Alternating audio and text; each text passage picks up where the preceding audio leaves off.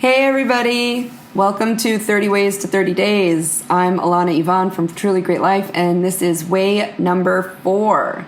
If you haven't already checked out way number 1 and 2, I would recommend you do because they are foundational.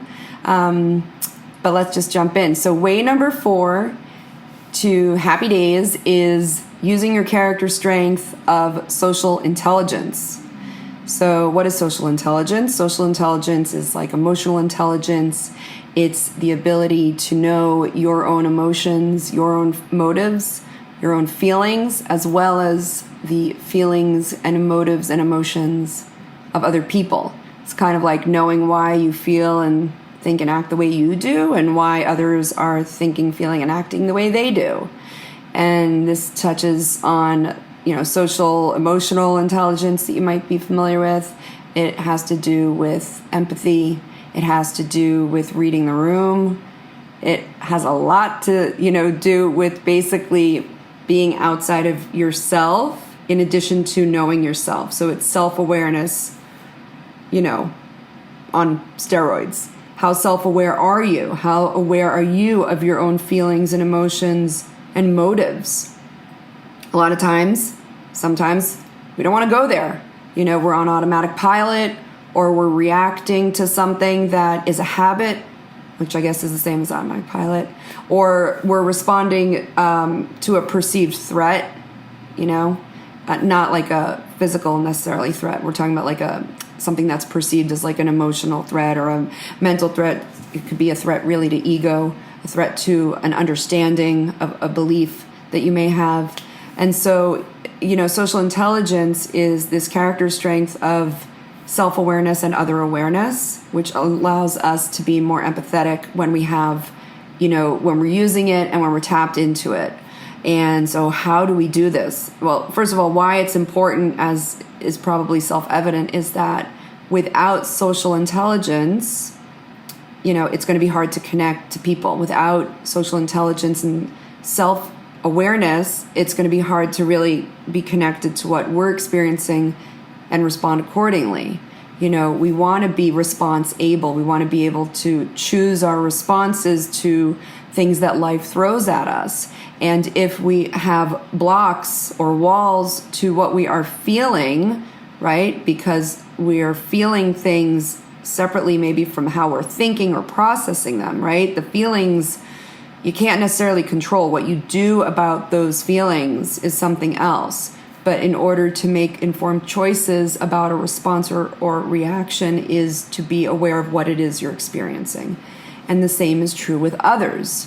Okay, so in your personal relationships with friends, with family, with a significant other, with strangers on the street, whatever these interactions are, thinking of it from their perspective, trying to put yourself in someone else's shoes, reading the body language, being aware of their words, their tone of voice, being aware of your own words, your own tone of voice, what is being emitted, right? There's a reason it's called body language, because it speaks volumes, So if this is one of your top strengths, then you're probably someone who can walk into many different kinds of social situations, read the room, if you will, in a way that you kind of know how to communicate with different kinds of people. You're not looking to necessarily steal the spotlight, right? We're not talking about people who come in and are bull in the china shop, like it's all about them, right? It's really about how do we find ways to connect with people, and we want to connect with people where they're at. Otherwise, it's just, me imposing my ego needs on someone else. Right? So being able to sense where someone else is at, how is this information that I feel like I want to share or ask going to land? Because you can, as you use your strength of social intelligence, you can tell if someone's receptive to what you have to say or not.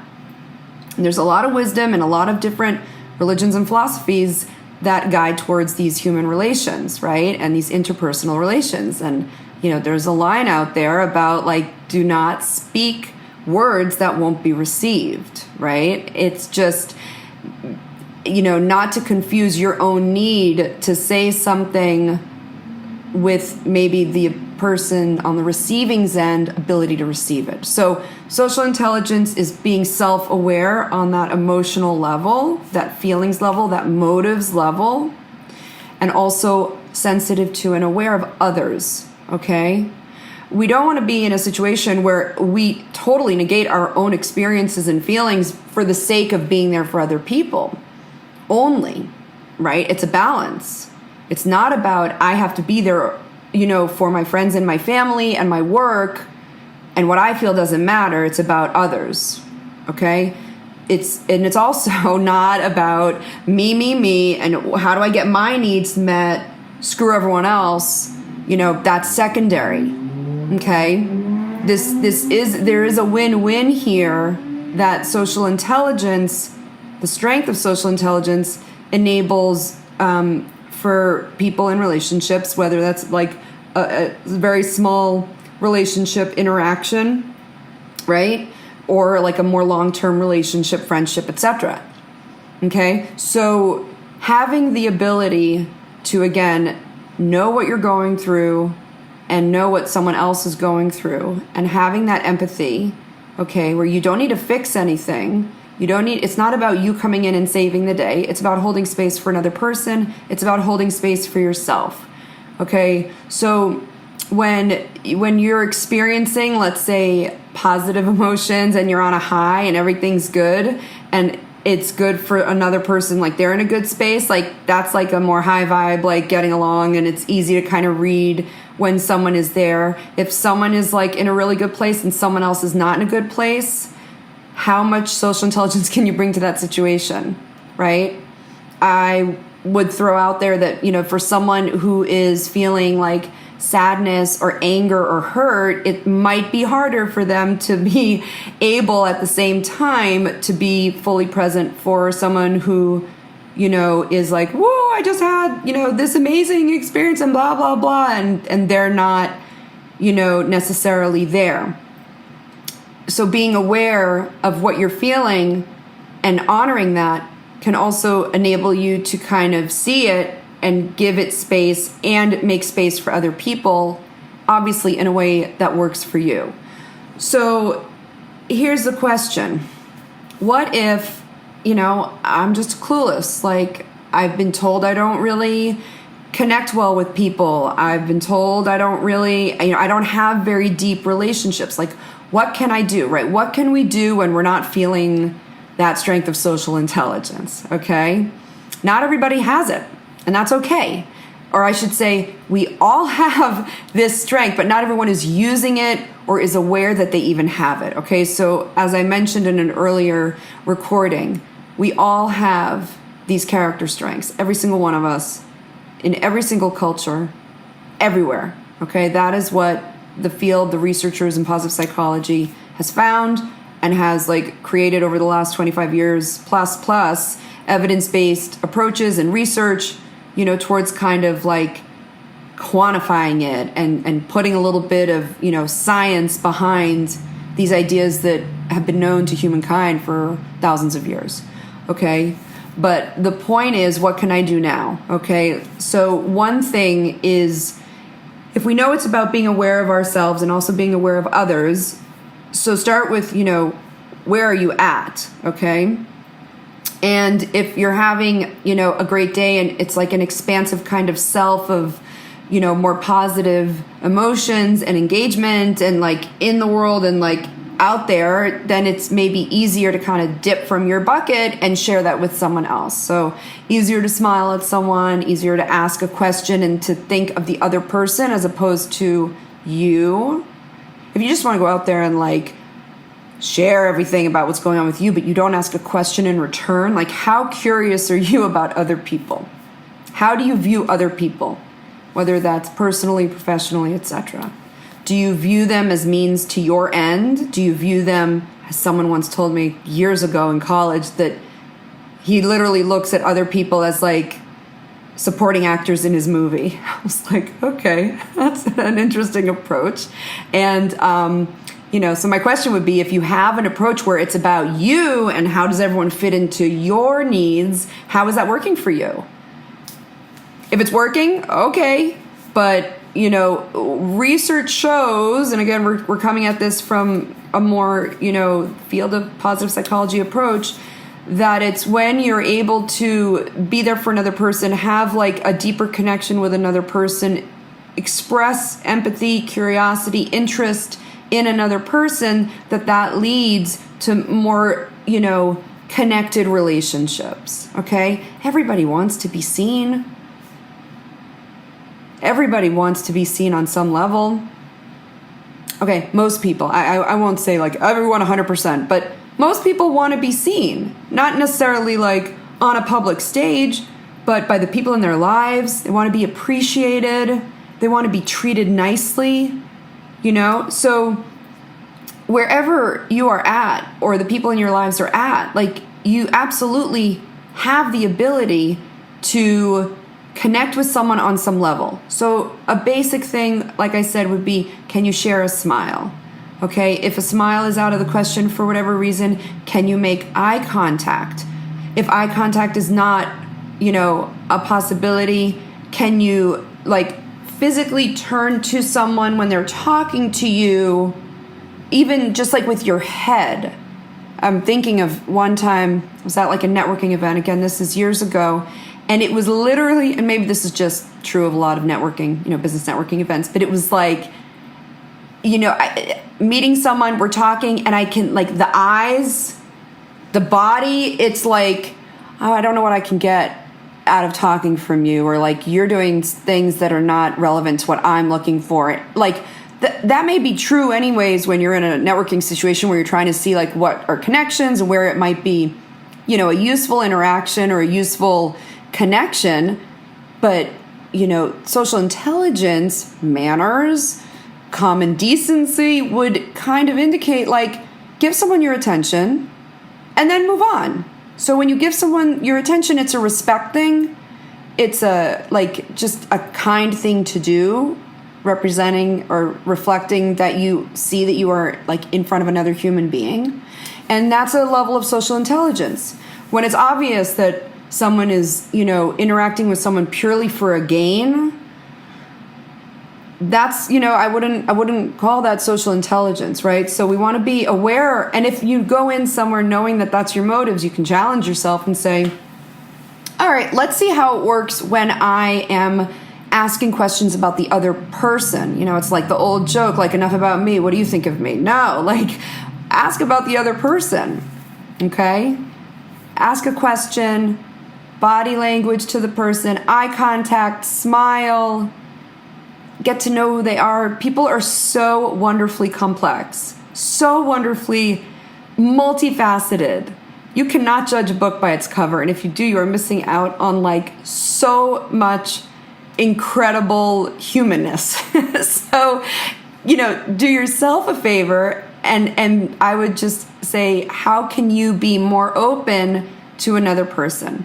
Now, when it comes to the, emotions that you feel, how open can you be to what is coming up for you? And it may come up in a physical sense in your body. How much can you integrate what you're sensing or feeling and have space for that and empathy for that, compassion for that, self-compassion, right?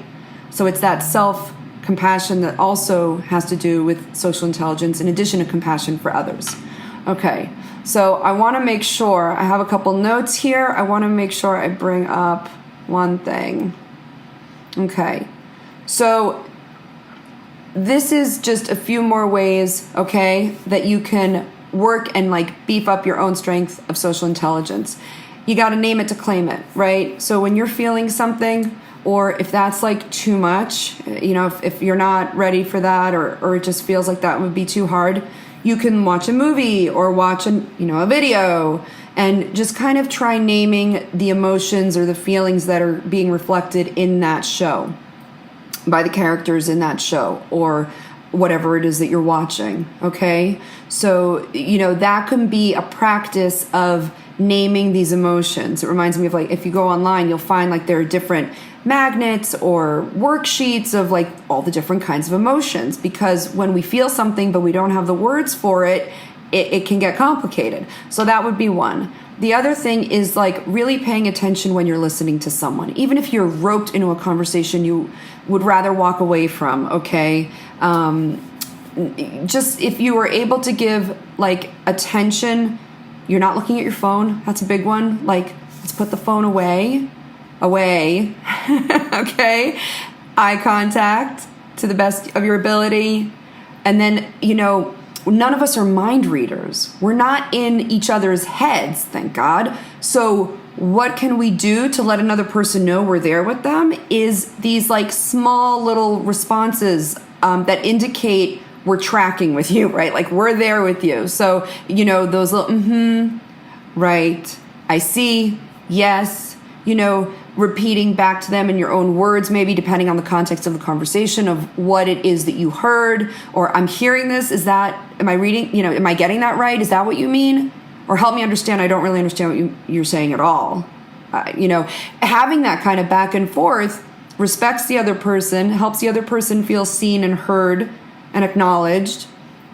And that boosts your social intelligence because, again, you are being aware of their motives, their behaviors, their thoughts, or not thoughts, but their feelings, right, that are coming through, their thoughts if they're expressed. And then you're also becoming aware of your own. It's a really just great practice. And we are living in some interesting times, friends, interesting times where these kinds of skills, these kinds of abilities are not obvious anymore. They're not givens anymore in a lot of situations. So to counter that, use some of these tips, some of this info, please. And if you don't, if you want to share the video, fabulous. If you don't want to share the video, take what you're learning, take what you're being reminded of, and teach it to somebody else. Share it with somebody else because the world needs our like strengths, and especially the one of social intelligence. Okay. So there's one quote here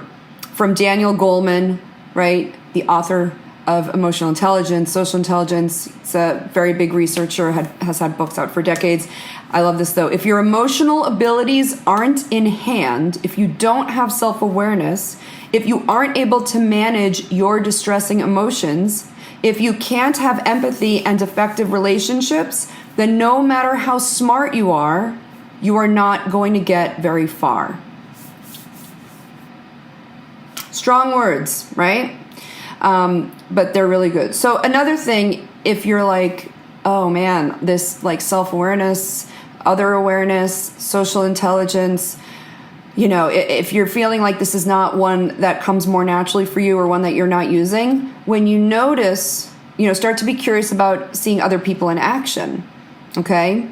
Because we learn from others as well. We learn from what others model or don't model. Okay, think of a time when you were on the receiving end of someone like not being very socially intelligent with you. And, can you think of a time when you were not very socially intelligent with someone else? And then again, like a little bit of grace. And then how do we move forward in those relationships with being a little more connected, a little more in tune with the other person?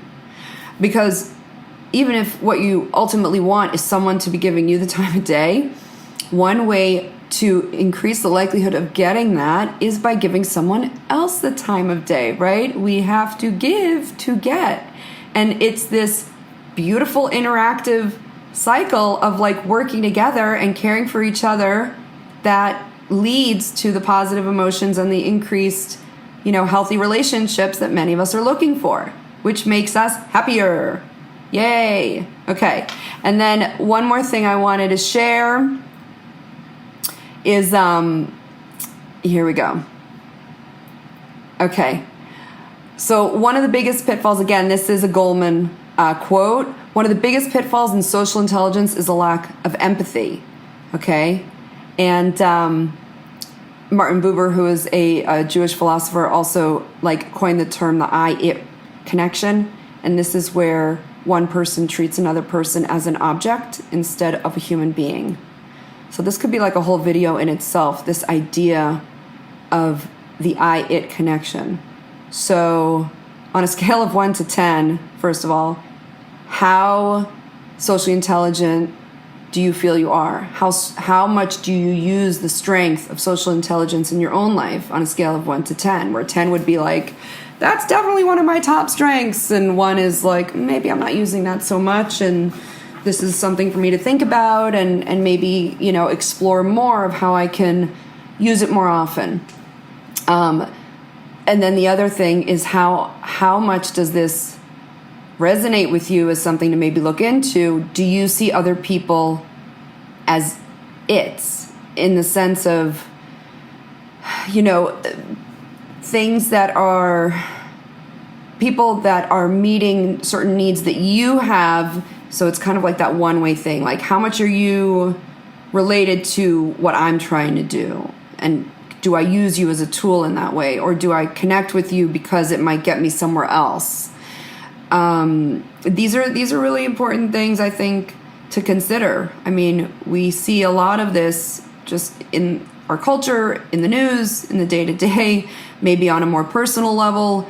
But it's really something that we also have an instinctive sense of. So, for example, when you hear from somebody, okay, and you can tell that they're distracted. And again, this has to do with like paying attention and being curious. But how does it feel when someone is giving you like the obligatory call for something, or you run into them and it's like, you feel like it's checking off a box for them. Okay. So how can you make it so that you see others as people and not, a to-do list, an item on your to-do list of like, oh, I got to reach out to them and we should, do this and that. Where can we bring more of that humanity in? Like the person behind the role or the person behind the potential of that connection, right? And that would be looking for the personal, the feelings, not in an invasive way, in just a human connection way. So not prying questions, but even like a simple, like more superficial question of like, how's it going? How's your day? And just kind of giving that opening, and listening for the answer. Not, hey, what's up? How are you doing? Okay, listen, blah, blah, blah, blah. Can we make space for our own feelings and for those of others? Can we be on the lookout for opportunities to connect with people where they're at, to connect with people as people? So I think this is all I wanted to say about social intelligence today. Again, this is a way to happy days that I think can seem obvious. And there are wonderful, wonderful ways for you to boost that strength if it's one that you feel needs boosting. And please continue to share or start to share or at least implement in your own life.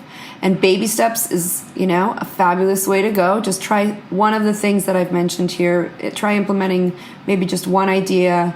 If you want to go down the rabbit hole like I like to do, sometimes you can go look online for social intelligence, emotional intelligence, see what comes up, see what resonates.